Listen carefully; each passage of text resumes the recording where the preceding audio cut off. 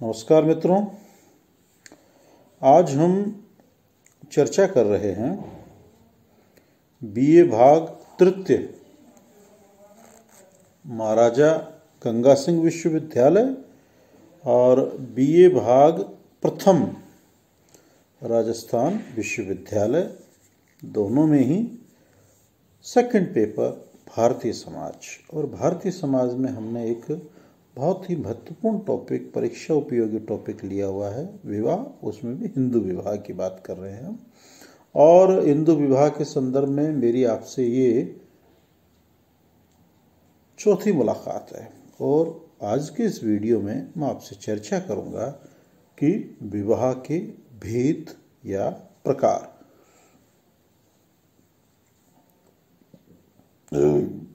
Types of marriage.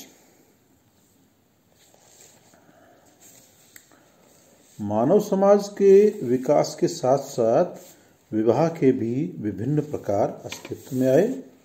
पति पत्नी की संख्या के आधार पर विवाह के प्रमुख प्रकारों को हम निम्न प्रकार से बता सकते हैं। उनमें से एक तो है एक विवाही और दूसरा है बहुविवाही। एक विवाही का तो अर्थ हुआ एक समय में एक पुरुष की एक ही स्त्री है, वो तो है एक विवाही। और बहुविवाही का मतलब हुआ एक समय में एक पुरुष के एक से अधिक स्त्रियां हैं, या एक समय में एक स्त्री के एक से अधिक पुरुष, यानी बहुपति, बहुपत्नी, द्विपत्नी। और चौथा है समूह विवाह। इनको मैं आपको अभी बारी बारी से और विस्तृत रूप से आपको बताऊंगा। बहुपत्नी, जैसा कि अर्थ से स्पष्ट है, इसके शब्द से स्पष्ट है, इसका अर्थ बहुपत्नी यानी एक समय में एक पुरुष के एक से अधिक पत्नियां हैं, तो उसको तो हम कहते हैं बहुपत्नी। और दूसरा है बहुपति, जब एक समय में एक स्त्री के एक से अधिक पति हो। और द्विपत्नी में क्या होगा कि दो पत्नियां हो। और समूह विवाह में क्या होगा, जब एक समूह के सभी अविवाहित पुरुष दूसरे समूह के सभी अविवाहित स्त्रियों के साथ में विवाह कर ले, जहाँ प्रत्येक पुरुष पति हो जाए, प्रत्येक स्त्री पत्नी हो जाए। यानी अस्पष्ट है, सभी तो क्या होंगे, पति होंगे, और सभी क्या होंगी, पत्नियां होंगी। ये है डेयरी जनजाति में देखने को मिलता है। अब हम इनकी क्रमवार एक एक की विस्तार से चर्चा करते हैं। पहला है एक विवाही, मोनोगैमी। एक विवाह उस विवाह को कहते हैं जिसमें केवल एक पुरुष की एक ही पत्नी या एक स्त्री का एक ही पति हो, बल्कि दोनों में से किसी की मृत्यु हो जाने पर भी दूसरा पक्ष अन्य विवाह नहीं करे। एक विवाह में एक समय में एक पुरुष एक ही स्त्री से विवाह करता है। इसके भी कई रूप पाए जाते हैं। एक रूप वह है जिसमें एक पुरुष का एक ही स्त्री से विवाह होता है और किसी एक पक्ष की मृत्यु हो जाने पर दूसरा विवाह नहीं करता। इसे केवल एकल विवाह कहते हैं। दूसरा रूप वह है जिसमें एक पुरुष एक ही स्त्री से विवाह करता है, किंतु रखेल के रूप में कई स्त्रियां रख सकता है। तीसरा रूप वह है जिसमें तलाक या मृत्यु हो जाने पर दूसरा विवाह कर लिया जाता है। इसे क्रमिक एकल विवाह कहते हैं। वर्तमान में एक विवाह को विवाह का सर्वश्रेष्ठ स्वरूप माना जाता है। वेस्टरमार्क ने एक विवाह को ही विवाह का आदि स्वरूप माना है। मेलनोस्की की मान्यता है कि एक विवाह ही विवाह का सच्चा स्वरूप है, रहा है और रहेगा। शिक्षा एवं सभ्यता के विकास के साथ साथ एक विवाह का प्रचलन ही बढ़ता जा रहा है। जहाँ तक एक विवाह के लाभ की बात करें तो एक विवाह से निर्मित परिवार अपेक्षाकृत अधिक स्थायी होता है। ऐसे विवाहों में निर्मित परिवारों में स्त्री की प्रतिष्ठा ऊंची होती है।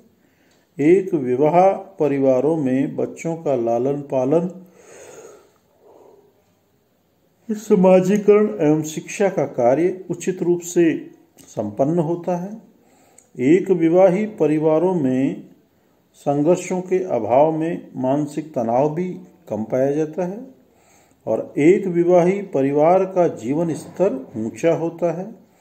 एक विवाही परिवार में संतानों की संख्या कम होती है, अतः परिवार छोटा और सुखी होता है। यह हमने बात की एक विवाह के प्रकार। लाभ, ये शब्द हमें कम प्रयुक्त करने चाहिए। समाजशास्त्र के विद्यार्थी हैं, कोई हम इकोनॉमिक्स के विद्यार्थी नहीं है। हाँ, आपको पुस्तकों में लाभ और इस तरह के शब्द मिलेंगे, लेकिन हमें क्या लिखना, प्रकारी।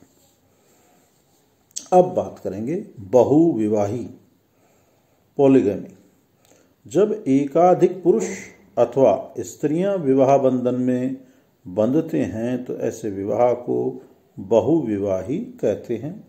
बहुविवाह के प्रमुखतः 4 स्वरूप है: बहुपति विवाह, बहुपत्नी विवाह, द्विपत्नी विवाह और समूह विवाह। अब मैं आपसे बारी बारी से एक एक की चर्चा करता हूं। पहला है बहुपति विवाह, पॉलीएंड्री। पॉलीएंड्री को परिभाषित करते हुए डॉक्टर केम कपाड़िया कहते हैं कि बहुपति विवाह का संबंध जिसमें एक स्त्री के एक समय में एक से अधिक पति हों या जिसमें सब भाई एक पत्नी या पत्नियों को सम्मिलित रूप से उपभोग करते हैं। स्पष्ट है कि बहुपति विवाह में एक स्त्री का एक से अधिक पुरुषों से वैवाहिक संबंध स्थापित होता है। यह प्रथा तिब्बत में देहरादून के जौनसार बाबर, टिहरी गढ़वाल, शिमला की पहाड़ियों में रहने वाले खस राजपूतों, नीलगिरी की पहाड़ियों में रहने वाले टोडा और कोटा, लद्दाखी बोटा, तमिलनाडु के तियान एवं इरावा, मालाबार के नायर, हरावान, कंपाला, कुंबेल, कुर्ग वासियों एवं कुछ समय पूर्व तक छोटा नागपुर के संथाल एवं मध्य भारत के उरांव जनजाति में प्रचलित रहा है।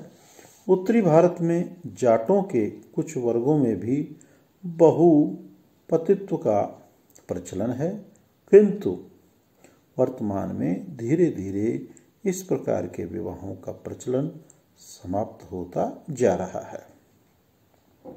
बहुपति विवाह के भी 2 रूप हैं। पहला है भ्रातक बहुपति विवाह और दूसरा है अभ्रातक बहुपति विवाह। जैसा शब्द से ही स्पष्ट हो गया, भ्रातक बहुपति विवाह। सामान्य शब्दों में बहुपति विवाह का अर्थ समझ में आएगी आपके कि एक समय में एक स्त्री के एक से अधिक पति हैं, पुरुष हैं। अब भ्रातक बहुपति विवाह का अर्थ हुआ कि जो स्त्री के एक समय में एक से अधिक जो पति थे, पुरुष थे, वो आपस में क्या है, भाई हों, तो वो तो कहलाता है भ्रातक बहुपति विवाह। और दूसरा होता है अभ्रातक बहुपति विवाह। अभ्रातक बहुपति विवाह में क्या होगा कि जो स्त्री के जो एक से अधिक पति हैं वो आपस में क्या, भाई नहीं हो। अब आपको क्रमवार इन दोनों के मैं अर्थ स्पष्ट कर देता हूं। पहला है भ्रातक बहुपति विवाह। जब 2 या अधिक भाई मिलकर किसी एक ही स्त्री से विवाह करते हैं अथवा सबसे बड़ा भाई ही किसी एक स्त्री से विवाह करता है और अन्य भाई स्वतः ही उस स्त्री के पति माने जाते हैं, तो इस प्रकार के विवाह को भ्रातक बहुपति विवाह कहते हैं। भ्रातक बहुपति विवाह का प्रचलन खस, टोडा एवं कोटा लोगों में तथा पंजाब की पहाड़ी भागों, लद्दाख, कांगड़ा जिले के सिम्पिति और लाहौल परगना में पाया जाता है। खस लोगों में सबसे बड़ा भाई ही विवाह करके स्त्री लाता और शेष भाई स्वतः ही उस स्त्री के पति बन जाते हैं। तमिलनाडु के नीलगिरी पर्वत के टोडा लोगों में भी भ्रातक बहुपति विवाह का प्रचलन है। कभी कभी सगे भाइयों के स्थान पे सगोत्री भाई मिलकर भी एक स्त्री से विवाह कर लेते हैं। अब बात करेंगे हम अभ्रातक बहुपति विवाह। इस प्रकार के विवाह में पति परस्पर भाई नहीं होते। स्त्री बारी बारी से समान अवधि के लिए प्रत्येक पति के पास रहती है। यह प्रथा टोडा तथा नायरों में पाई जाती है। बहुपति विवाह को हम मातृपक्ष और पितृपक्ष दोनों से जोड़ सकते हैं। टोडा, खस एवं कोटा आदि में पितृपक्षीय बहुपति प्रथा का प्रचलन है, जिसमें स्त्री विवाह के बाद या तो पतियों के सामूहिक निवास पर जाके रहती है या बारी बारी से सभी पतियों के पास कुछ समय के लिए रहती है।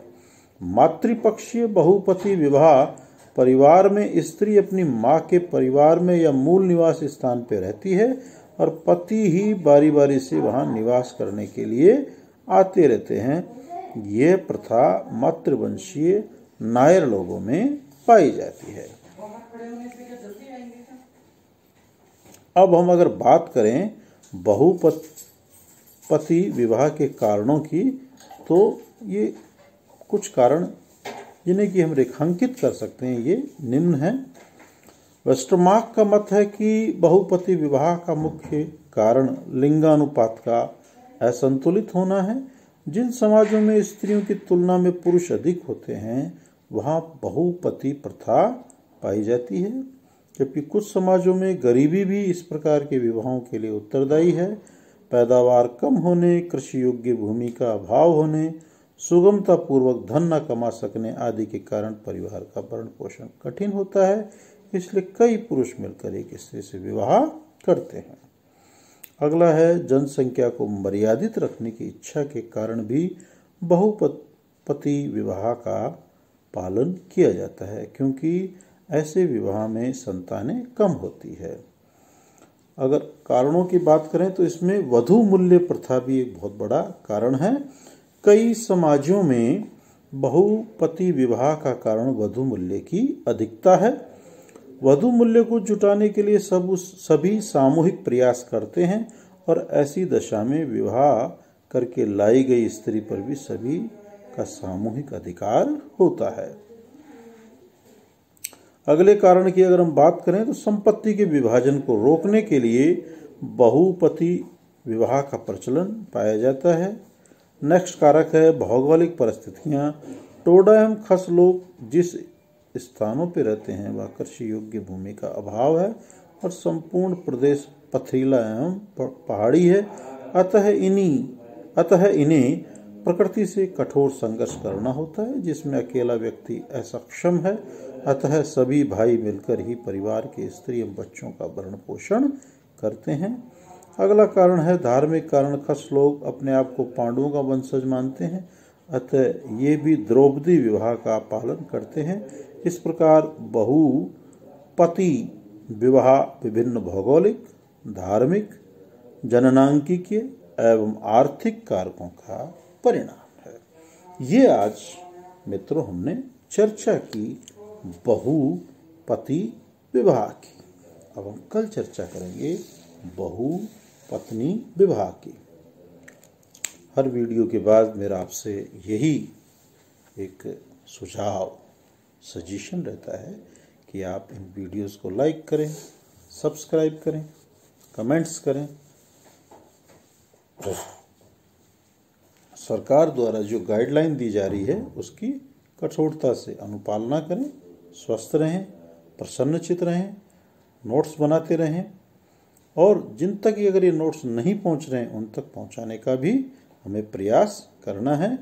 आप सब स्वस्थ रहें। इन्हीं मंगल कामनाओं के साथ नमस्कार।